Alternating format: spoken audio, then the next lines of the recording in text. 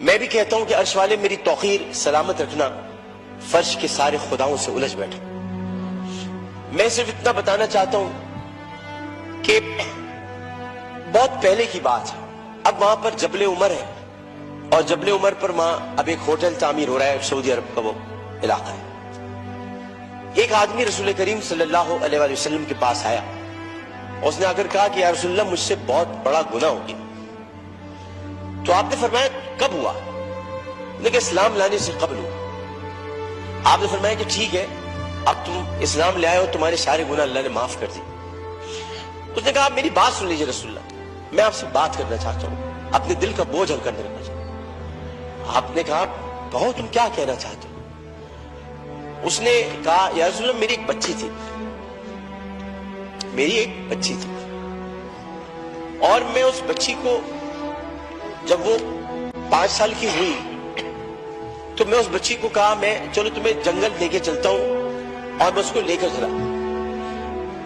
جناب اسپیکر توجہ چاہوں گا، میں اس کو جنگل لے کر چلا۔ اب میں اس لیے لے کر چلا کیونکہ میری عزت پر حرف آ رہا تھا کہ میرے گھر بچی کو پیدا ہوئی۔ نبی کریم بہت غور سے سن رہے تھے، صحیح بخاری اور صحیح مسلم میں اس حدیث کو بیان کیا، ترمذی شریف میں بہت تفصیل کے ساتھ۔ تو انہوں نے بہت توجہ سے سنا اور آپ کہنے لگا میں جنگل میں لے کے گیا، پھر میں نے گڑھا کھودا۔ گڑھا کھودنے کے بعد میں نے بچی سے کہا اس میں لیٹ جاؤ۔ اچھا جب میں گڑھا کھود رہا تھا تو یا رسول اللہ مجھے ایک بات یاد آئی کہ وہ کھودتے کھودتے مجھے پسینہ آنے لگا، تو اس نے اپنے چھوٹی سی چادر سے میرا پسینہ بھی صاف کیا، اور اس کے بعد میں نے اس بچی کو گڑھے میں ڈال دیا، اور پھر میں نے مٹی ڈالی تو عربی میں اسے مجھ سے کہا کہ ترجمہ کے سامنے پیش کرو، بابا بابا میں مر جاؤں گی بابا، اور میں نے اس کو مارا۔ بہت دیر تک خاموشی حجر رسول میں رہی۔ اس نے دیکھا تو رسول کریم صلی اللہ علیہ وسلم رو رہے تھے، خاتم النبیین، سید المرسلین، شفیع المذنبین، انیس الغریبین، رحمت للعالمین، راحت العاشقین، مراد المشتاقین، شمس العارفین، سراج السالکین، مصباح المقربین، محب الفقراء والغرباء والیتام والمساکین۔ ہمیں سکھاتے ہو، ہمیں سکھاتے ہو، ہم تو ختم نبوت کے محافظ، ہمیں سکھاتے ہو۔ سید الثقلین، نبی الحرمین، امام القبلتین، وسیلتنا فی الدارین، صاحب قاب قوسین، محبوب رب المشرقین ورب المغربین، جد الحسن والحسین، مولانا مولا الثقلین، ابی القاسم محمد بن عبداللہ۔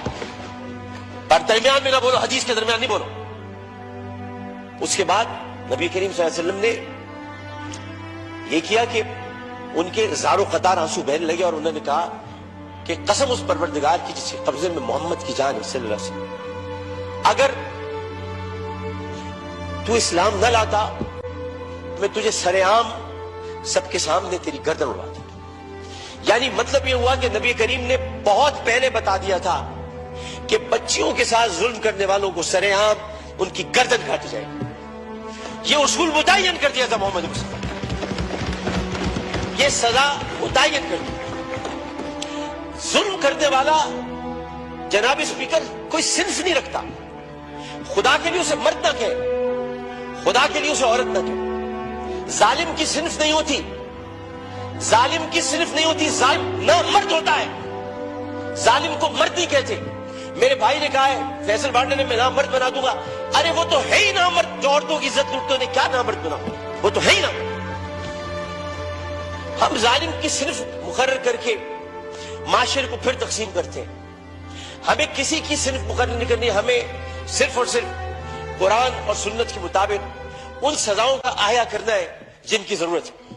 بحث ہمیں یہ کرنی ہے کہ انسانیت کی تذلیل ہوئی، بحث ہمیں یہ کرنی ہے کہ ہم کیا کر رہے ہیں، بحث ہمیں یہ کرنی ہے کہ اگر ہم ریاست مدینہ کے دعوے دار ہیں تو ریاست مدینہ میں اگر ایسا واقعہ ہوتا تو ہم کیا کرتے۔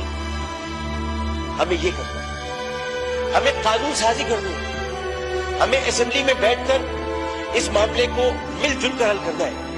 جبکہ قرآن کہتا ہے ان الصفا والمروہ من شعائر اللہ، جب اللہ نے 2 پہاڑوں کو مروہ اور صفا کو عزت دے دی تو پھر ان کی عزت کیوں نہ اتاری جائے، جنہوں نے پہاڑوں کے نام پر عزت دینے والے پروردگار کی پیدا کی ہوئی مروہ کو بے دردی کے ساتھ اس کی عصمت دری کی، ان کی عزت کیوں نہ اچھالی جائے، ان کی گردن کیوں نہ کاٹی جائے، ان کو سر عام پھانسی کیوں نہ دی جائے۔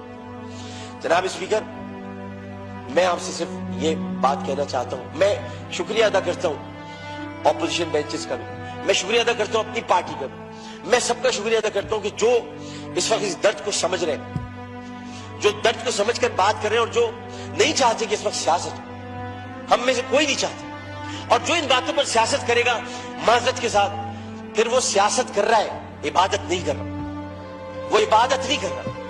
یہ اس وقت عبادت کا مرحلہ ہے، اور عبادت صرف 5 وقت پروردگار کے سامنے سر جھکانے کا نام نہیں ہے۔ عبادت ظالم و جابر حاکم کے سامنے کلمہ حق کہنا بھی ہے، اور عبادت اپنی جگہ پر رہتے ہوئے جو اللہ تعالیٰ نے قوت گویائی عطا کی ہے، اور 5 سوالات جب حشر میں کیے جائیں گے، کہاں سے کمایا تھا، کیسے کمایا تھا، جوانی کہاں گزاری، بولنے کا علم دیا تو بولے کہ نہیں بولے، ما کنت تقول فی ھذا الرجل، اس رسول کے بارے میں تمہارا کیا خیال ہے، کیا جانتے ہو، اس وقت ہماری زبانیں گم ہو کر نہ رہ جائے۔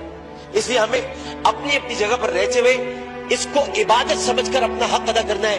میں اتنا کہنا چاہوں گا آخر میں، جناب اسپیکر، میں اس ایوان سے ہاتھ جوڑ کر مطالبہ کرتا ہوں، بحیثیت ان کا ساتھی، بحیثیت رکن قومی اسمبلی، انہی کا ساتھی، انہی کا بھائیوں، اپنی بہنوں کا بھائیوں، اپنے جب ہمارے اپوزیشن والے ان کی بہنوں کے بھائیوں، صرف اتنا کہنا چاہتا ہوں کہ اس اسمبلی میں ہم پتہ نہیں کب رہے، کب تک رہے، کیا رہے، ہمیں نہیں پتا، لیکن ہم جتنے دن بھی رہے، یہ اسمبلی ایک تاریخ بن جائے کہ ہم نے یہ اسمبلی نے قرارداد منظور کی تھی اور بل بنایا تھا کہ بچیوں کو میں ہر قتل کی بات ہے، بچیوں کی عصمت دری کرنے والوں کو سرعام سزائے موت دی جائے۔ شکریہ جناب۔